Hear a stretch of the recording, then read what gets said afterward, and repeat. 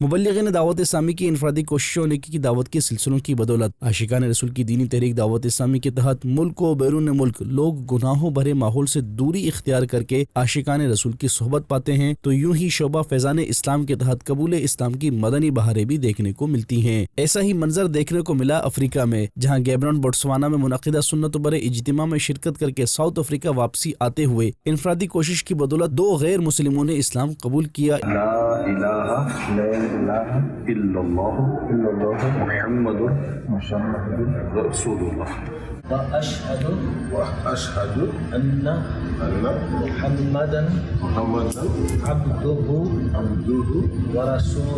ورسولہ۔ اس حوالے سے رکن شورا مولانا حاجی عبدالحبیب اتاری نے مدنی خبروں سے گفتگو کرتے ہوئے بتایا، On the way, our brothers make the mind of two brothers, and they, mashallah, they become Muslims. And the amazing thing is that our Muballigheens give them name. One is Muhammad Imran and he is Abdul Habib. So actually, me and Nigrani Shura in that particular kafla, so they gave their names. May Allah subhanahu wa ta'ala make us steadfast on our iman. And inshallah, from now onwards, these are our brothers and we'll try to teach them about Islam. I prepared for online classes. Online classes, inshallah. We'll give them immediately online classes to arrange and to learn about Islam.